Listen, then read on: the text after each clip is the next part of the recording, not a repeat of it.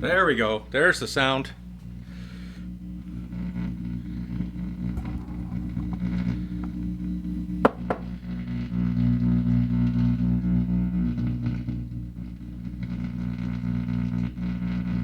Interesting. This is my friend Steven's Gibson Hawk amp. Gibson amps are real interesting. Sometimes they're a lot like a Fender amp and they sound amazing and scream. Other times they're kind of a hodgepodge of different things and don't always sound good. This one, from what I've been able to hear so far, is going to be one that sounds pretty good. Um, anyway, Steve brought it to me because it's making all sorts of weird noises. Um, the key thing about any old amp like this, most people worry a lot about the condition of the tubes, but in actual fact, it's the filter capacitor, which is this guy, this canister down here, that is most likely acting up. And those are not challenging to replace, but certainly not as simple as replacing a tube. The good news is that once you service the filter capacitors in an amp like this, it should be good for another 30 years or so minimum of service before it needs a major filter cap going through again. So, and then it should sound good. The other interesting thing about this amp that I wanted to point out was how challenging it was to actually get it so I could pull the chassis out. I've already done the work, but I actually had to use an angled socket wrench to get in there and get to the two bolts that are here with almost no access. Then there are two other bolts holding, two other screws holding the faceplate to the front. And interestingly enough, and this is typical Gibson stuff, the chassis won't slide out unless I remove the handle as well. So this is typical of the less well engineered, the lack of Leo Fender foresight, which is that someone's going to be working on it and wanting to get it up and running so that someone can play, and everything should be simple and easy to work on. Anyway, not too bad. The wiring looks reasonably easy to follow along, so we'll pull it out properly, give it a listen, and go from there. There we go. There's the sound.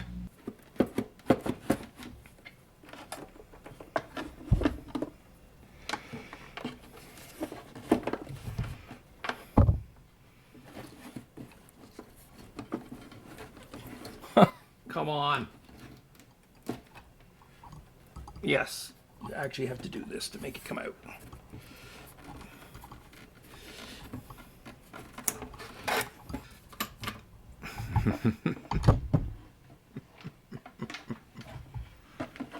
Okay, here we go. Filter caps finally arrived thanks to the good people at the tube store. Hopefully you can see this with the new camera setup. What we're trying to do is bypass around this particular can cap, which is no longer available. So we have to find the main power supply, which is the two red wires coming in together through this diode block coming out the center here, and then going directly to the can cap.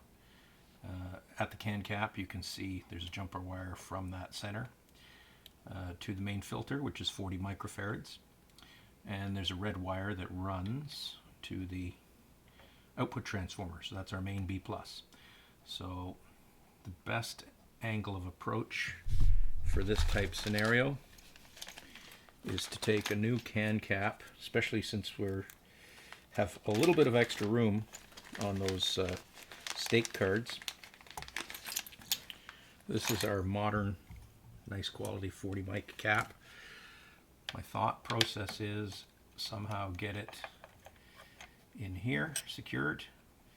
The back end goes to ground, which is this corner, and that puts our positive lead right here near the center tap of the main B+. We can cable tie that guy down, and that should get us around the problem of the unavailable cap, and then we just have to find one more spot to place the next two filters. I've actually gone ahead already and done the preamp filter. If we follow the wires from the filter cap, the preamp filter has a node here and a node here, and so what I've done is at this positive node, I've put my filter cap positive connection and put my negative connection to the ground terminal at the end of the strip, tucked it all in behind so it should be secure, and that kind of high quality Sprague cap should last a good 20 years at least. So that's kind of the idea.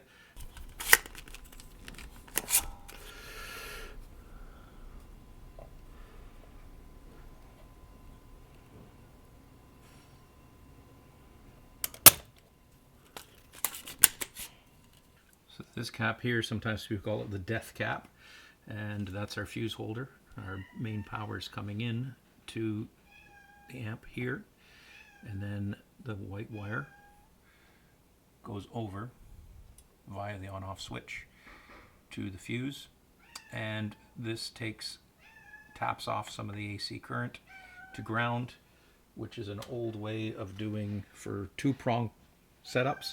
It's now illegal, so we're going to snip that. There's an added bonus to these situations, and that is this particular cap is a Sprague OEM type Bumblebee 160p 047. So we're going to give that to Steve. That should sound really nice in a Fender type guitar. So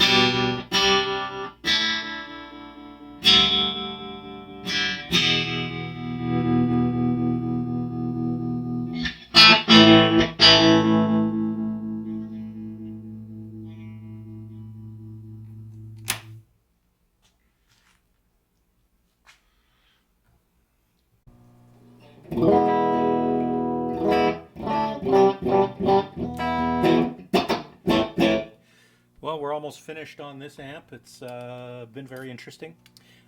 Basically, the problem with this amp was that 4 of the orange drop capacitors, which are rated for 400 volts, this amp only runs at 2 and change. 4 of these, 1, 2, 3, 4, were all pinholed.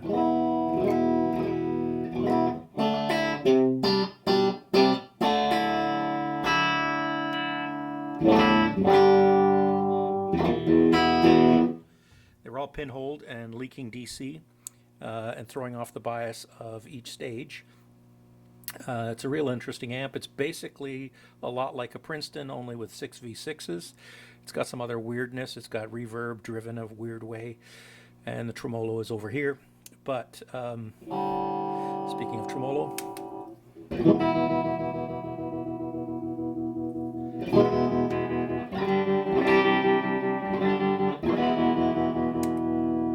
so that's cool.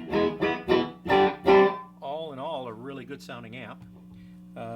What we did here to get around the filter cap issue was we went out and got a 40 microfarad filter, 16 and 2 10s. The original setup was 40, 20, 20, and we basically moved the connections on here to some open stakes on the cards. So the find something safe to point with. So the main B plus, which comes off of the diodes here, we put a jumper over, replaced the 1K resistor with a 5-watt wire wound 1K, moved the B plus from there to here, and then did our jump to the next thing, which is our screens. We used 10 microfarads for the screens, which gives a little more give when you play it hard, a little more musical tone, and then used 16 for the main preamp filter for the preamp. However, in this amp, the preamp was running, one filter was running the whole preamp section, including the reverb and tremolo. So I decided to divide that, put a little 1K resistor here, and put another 10K filter here, which is not in the original schematic, but that gives us the same original amount of filtering, but with more divisions, so that it's going to be, so there'll be less crosstalk.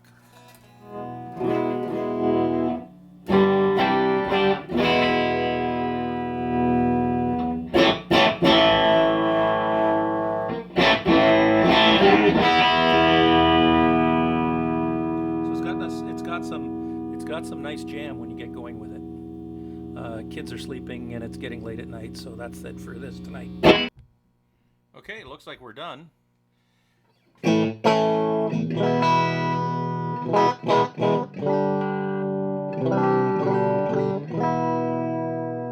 Trem.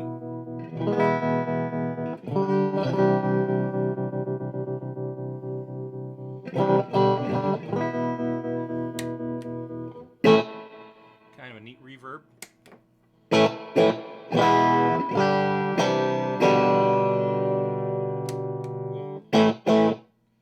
And